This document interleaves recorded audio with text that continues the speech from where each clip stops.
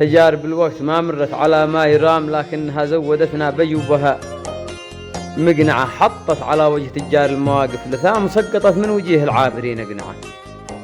المتهم حطته خارج قفص الاتهام، لا مثبت الوقت أدله للبشر قاطعة تنبيك الأفعال، لا غشك كثير الكلام اللي تشوفه بعينك غير ذي تسمعه. وكان رد الجمايل مثل رد السلام، بنحسب ان المعارف في البشر ضايعة، العمر ساحة معارف والتجارب حسام، وذي ما قطع سيف هم الوقت بايقطعه، درب الأمل نور واضح والتخاذل وظلام، وعمر الإنسان واحد والجهات أربعة.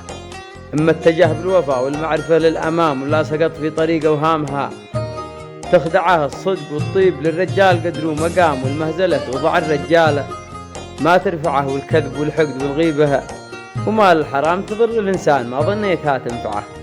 وذا الكرم طاح قدره في عيون الكرام، سلم على القل وأهله والغنى ودعه، من يحسب أن التواضع والسكوت انهزام، مثل الذي يقطع الموقف ولا رقعه. أحيانا الصمت في بعض المواقف كلام، وأحيانا قد ما يسر حد ولا ينفعه. العمر رحله ومبدأ والحياة احترام، والجود واحد وقف ضدها وواحد معه، لازم تلاقي في أذواق العباد انقسام، ويمكن تحصل مراحل بينهم شاسعة، ما تستوي هيبة العاقل وطيش الغلام، ولا الحقيقة تحرك نبضها الشايعة.